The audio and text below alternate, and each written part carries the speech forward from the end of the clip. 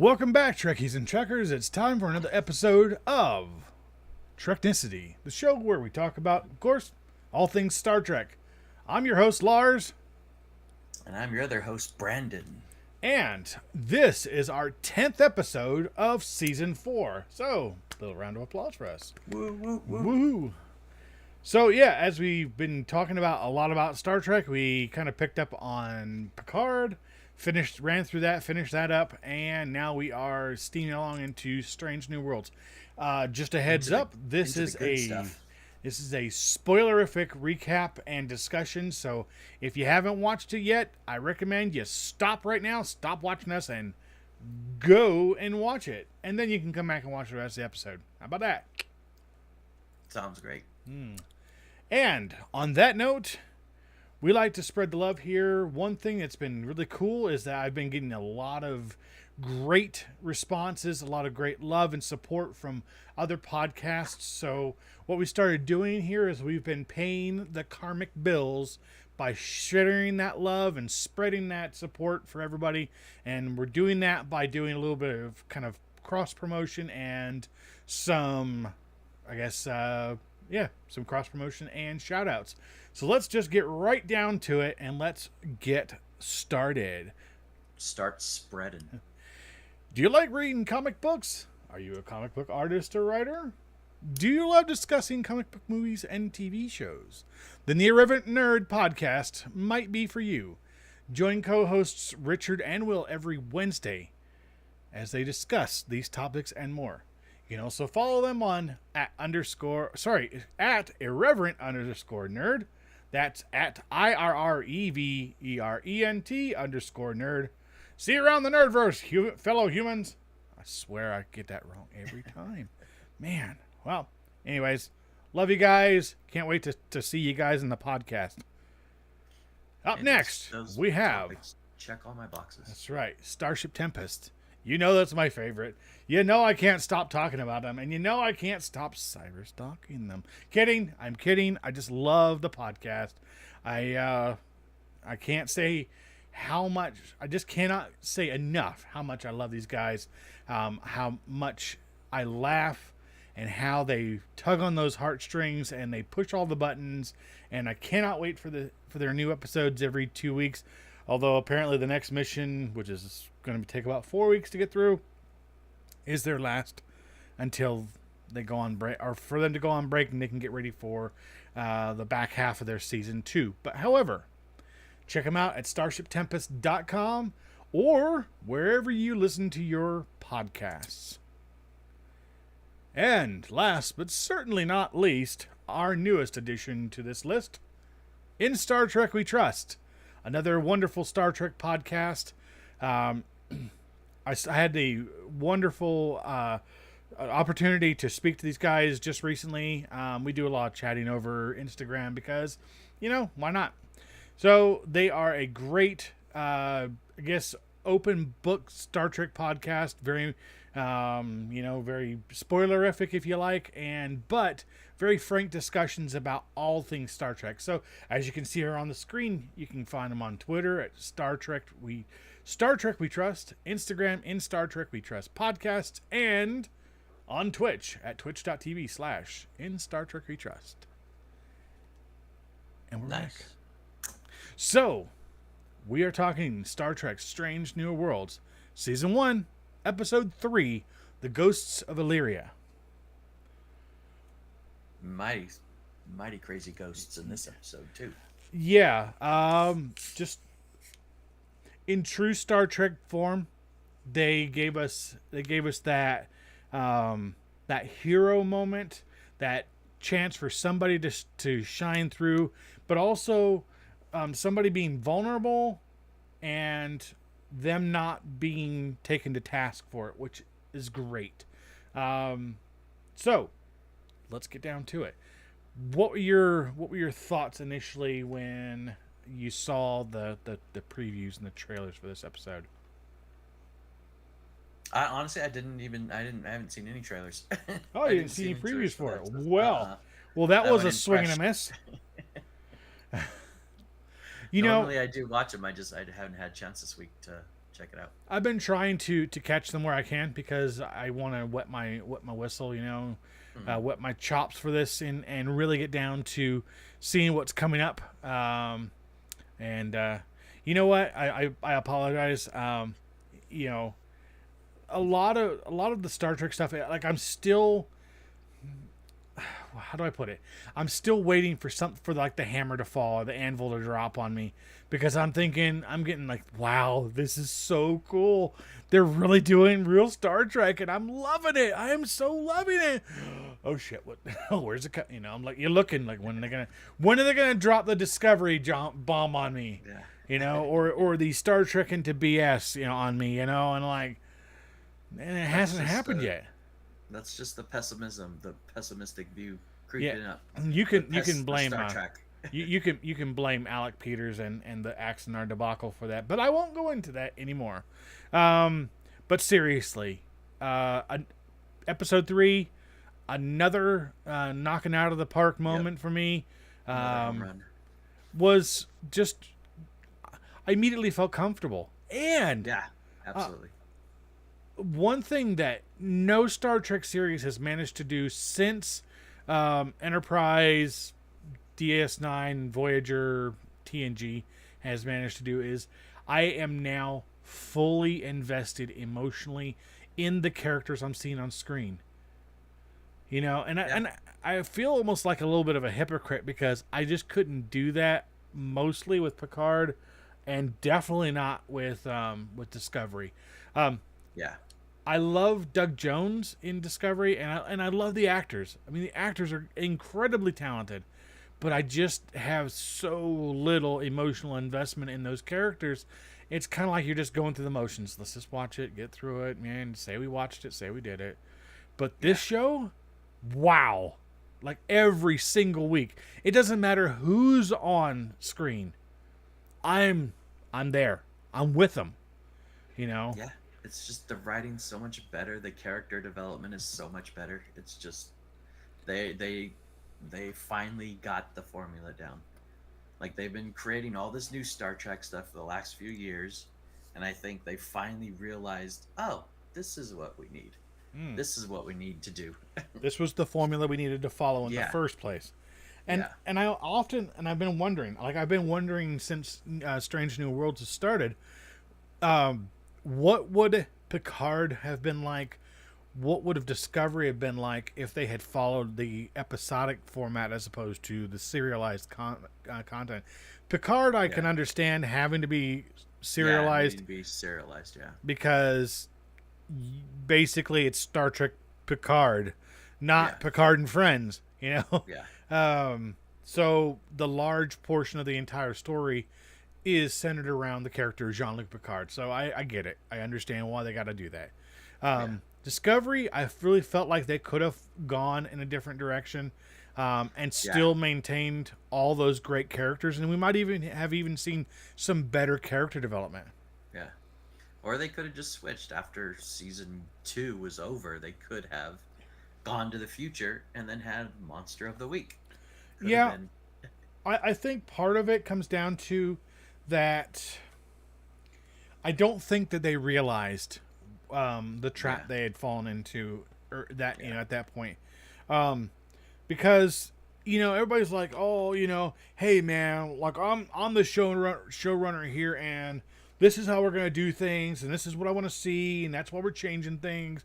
And what do you care if we change it anyways? You know, it's not a big deal. Blah blah blah blah blah. And I'm like, well, actually, it does matter because you didn't need to. The changes you made, you didn't need to. It did nothing for the story. Pardon me, my goodness. I don't know really what else more I could say about the glaring differences, but again. But whatever it is, they nailed it. Yeah. They figured it out. So back to I'm good at meandering. So thank you for dragging me right back into the discussion. Character development, wonderful. Investing in characters Now, this is the important part to me. Is it's not just that they really helped me become emotionally invested in the characters, it's they made me become emotionally invested in characters that I have known most of my life. You know, Mhm. I mean, we knew Jeffrey Hunter's Pike. Okay, we knew him from the Cage, and through archive footage in the Menageries Part 1 and 2 from the original series.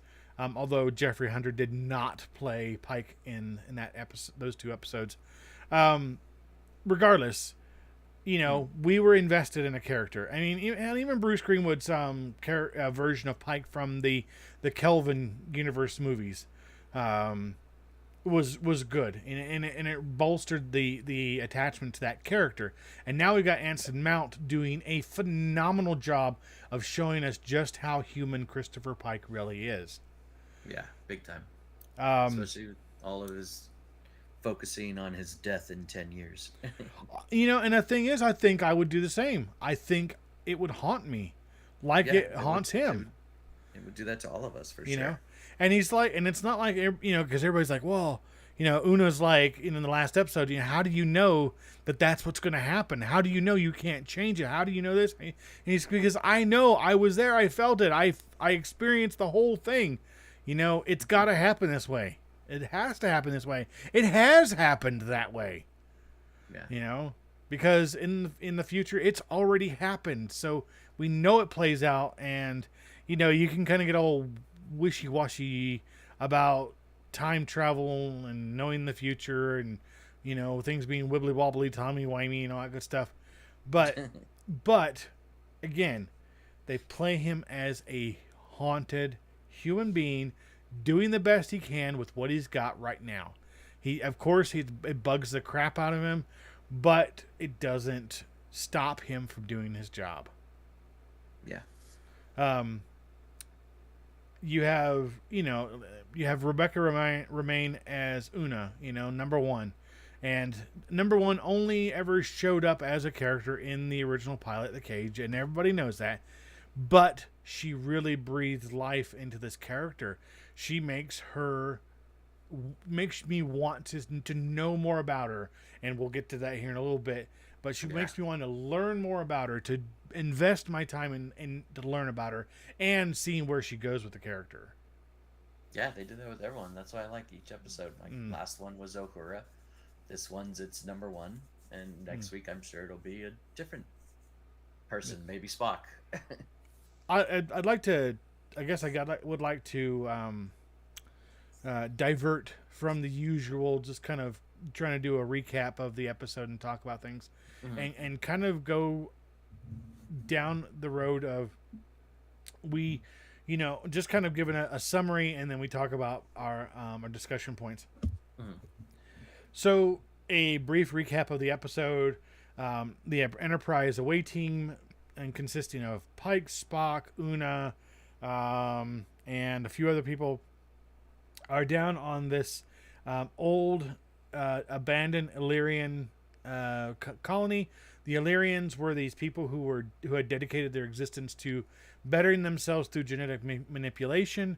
And as Una is saying in her log, the Illyrians are basically, they, the Federation won't let them in, wouldn't even let them in, wouldn't let them join, um, because of the Federation ban on genetic manipulation. Um, and we know all about that with Bashir from Deep Space Nine. And then, of course, what happens. The reason why they ban genetic manipulation is because of the eugenics wars in the 90s with Khan, and also with Eric Sung and the augments from the 22nd century. So, you understand. Um, they are on this planet checking things out, trying to figure out what happened. And they know that there's an ion storm coming, which those graphics were amazing. Mhm. That's the first time we've seen a really cool ion storm in Star Trek. So I was like, ooh, that's really good. Um, That's a that was another thing I really liked, was just how alien it looks, and it's not just rocks in the background. Like in the old series, it was always just like the same generic landscape. Mm, Like now we're getting different landscapes, and right. I enjoy that. Oh yeah, absolutely. So I mean, they're down there checking this stuff out. They get this ion storm coming. They gotta, they gotta peace out, and they try to beam back up. They can't because of course, the ion storm interferes with the transporter.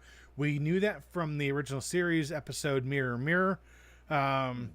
and with the help of the engineer, uh, they divert power. They get the crew beamed up, except for Pike and Spock, who get stranded on the planet because the ion storm is just too strong. So next thing you know, members of the away team on the ship are exhibiting really weird, I guess, really weird behaviors. They're trying to get as close to light and heat as much as they can, and we find out that effectively they've been infected by something on the planet that kind of makes them be like the Illyrians.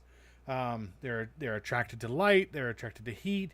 They do, and they're willing to do anything, including harming themselves and others, to get to it. So one dude smashes his head through a plate glass panel to get closer to a light. We see it. We see the engineer. He sits there and turns up the warp core to nice and super, or not the warp core. Sorry, he tries to beam in. To bring the core of the Yeah, planet. he tries to beam in a pieces of core of the planet into the transporter room to get there. And then we have Noonian sitting there in engineering, turning off the magnetic restrictors that protect the shields from the warp core. And she's trying to get soak up all the light she can and all that stuff. And we come to find out that that's basically, it's something to do with the Illyrians. Meanwhile, on the planet, Kirk and Spock are trying to figure out what's going on and survive. And then they realize, these weird energy beams are coming out of the ion storm, and they're thinking they're in trouble, so they barricade themselves. They come to find out that, in fact, they're not monsters. They are evolved versions of the Illyrian colonists, and they protect them. They actually break into their area where they are and protect them when the storm actually breaches the room they're in. And then we find out the big reveal in this episode. Two big reveals. One of them is absolute fan service from the original series. The real spoiler one for this week is we find out that Una herself is an Illyrian, and she lied to get into Starfleet, and she basically tries to nope out at the end of the episode. But the other big reveal here, which again is a throwback to the original series with Dr. Mabenga. In the original series, he was basically working on this whole thing where he was trying to do something for his daughter. We find out that he manipulates shit to do whatever he can. His daughter, who is at this point a very young girl, has been diagnosed with a terminal illness. So what he did is he actually beamed her into the transport buffer, and then he beams her. He rematerializes her each night so he can read to her. And my wife's looking at me. She's like, "So, wait a minute. I'm confused. Is she dead?" I'm like, "No. That's the beauty of it. This guy, it's genius. Yeah, this guy has some very, very jaded morals when it comes to his daughter. Because we find out, when they're trying to figure all this stuff out and figure out why they brought this contaminant back with them, is we find out that the medical transporter that's supposed to apply its biofilters to the main transporter didn't pick up this thing, is because he turned it off. He turned it off because he didn't want them screwing with his pattern buffer, which has his daughter inside of it. So again, it shows you what will people do? What will they really do in a situation where they have to make a very difficult decision? In this case, the only way he could keep his daughter around and not have her die in front of him is to place her in transporter stasis, so that he could try to work on a cure for whatever is she's afflicted with. It worked for Scotty. It can work for his daughter. Yeah, that was a good episode of TNG Relics. Yeah. But the fact is, Scotty stayed in there for 75 years. Yeah, 7 years. Oh my goodness! Holy cow, dude. So, look, I know that there's a lot. There's a lot to unpack, and there's a lot to unpack every week, which is great. But what would you say is your favorite part of this episode? Probably, the pattern buffer. That has like a lot of implications. I thought that was super cool. The other really thing I get excited about every time it happens is when Spock says, "Fascinating." It's Yes. like, I love it. Yes. When he says that, and he said it again in this episode. It's just like, it's such a thing that Leonard Nimoy would say as Spock, and I love that he says it in this one too. Yeah, the whole thing with him being, playing Spock, he's doing a very good job of playing him to his strength. Yeah.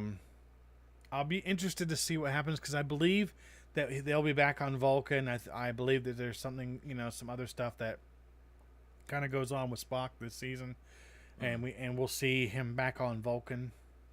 So I'll be interested to see what they do with him. But M'Benga, storing his daughter's pattern in a transporter is kind of ingenious because could you imagine, like we talk about, in our lifetime, one of the things that became kind of a fad in the 80s was the flirtation with the idea of cryogenics. Yeah.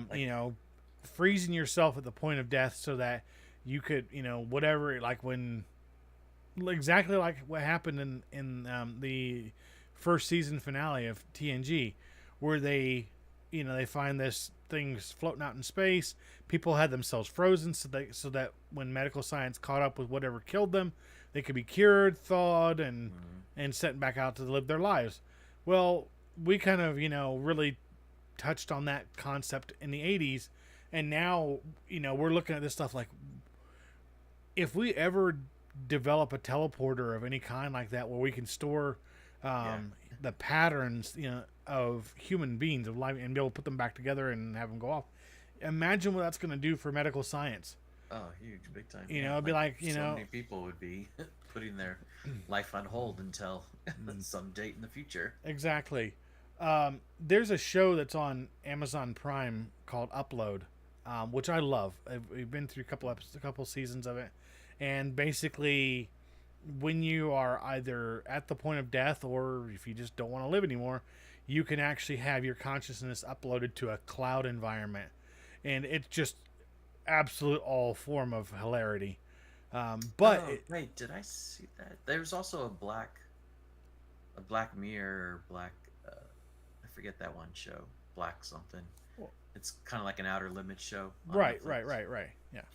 They had an episode like that where when you die, your brain is uploaded and you live forever in this afterlife that's a VR environment. That would be really weird. Something. Look, I like the idea of on paper. I love the idea of it and what it represents.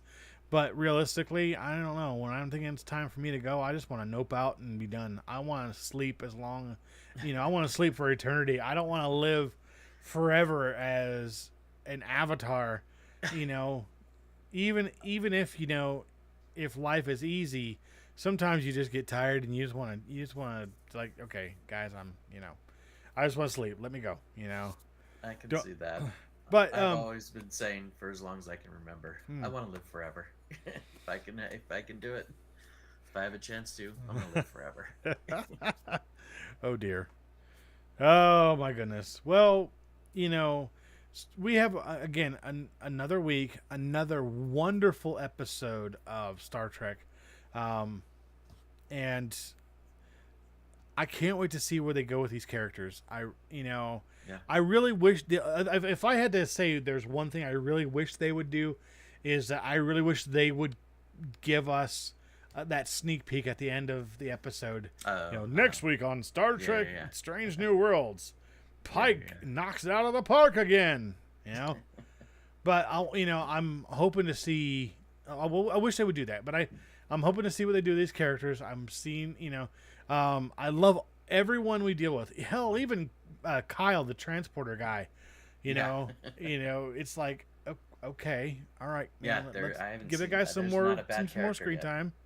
You know, the dude probably filmed his entire season, all of his scenes for the entire season in like an afternoon. I And forgot to ask, what was your favorite part of this episode?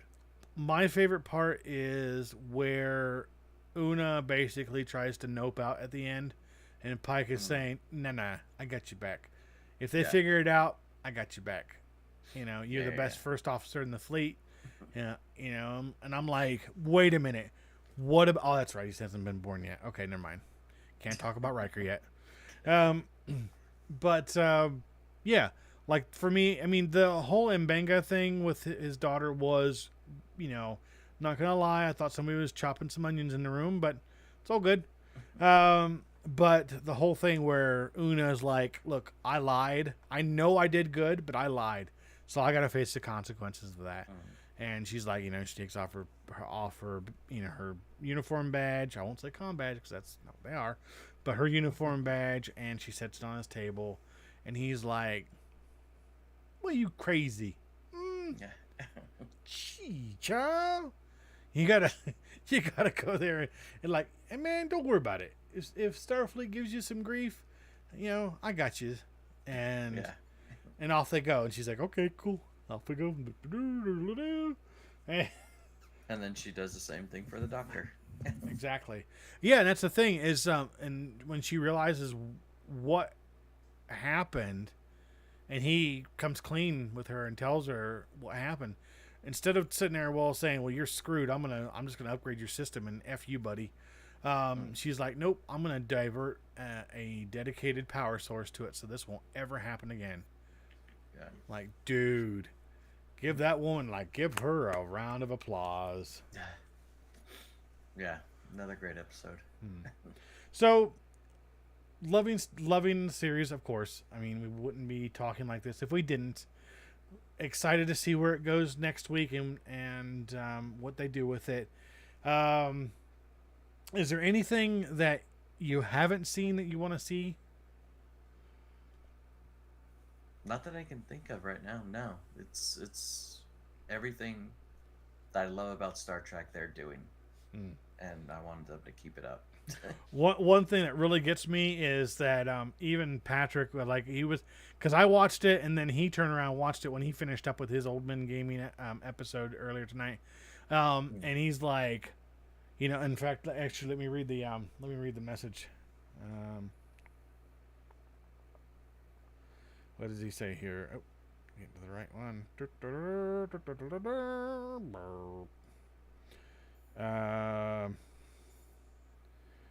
Okay, yeah, so his message, word for word. What took them so long to get Trek right? F me, another great episode. Like, yep. I'm thoroughly impressed. Like, holy cow, dude. Took them a few years. But they Rock got and it. a roll. And again, this is not a criticism. Like, our support of Strange New World should not be taken as a criticism of the other ones. Our criticism of those other series are for different reasons, not because this one's good. It's not you're good, which means that automatically makes you bad. No, it's you're good, we love you, and dude, figure it out. Please, Yeah, totally. So, that being said, one thing I am gonna, as we wrap up here, one thing I am going to announce as we had decided earlier, we're gonna be moving the show from Thursday nights because when we go live, it is 9:00 here in Los Angeles. It is midnight on the East Coast. So we know nobody's watching, and if they are, well, thank you a lot for staying up to watch us.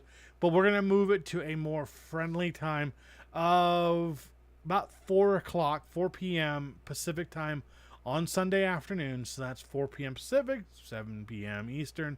And we'll be here again doing the whole thing with our show and sharing our love of Star Trek with you. and talking about all the series. Now, the other thing is that we've been asked by a couple of different shows to come and guest host with them, and we'll be bringing people on with us as well to talk about different things.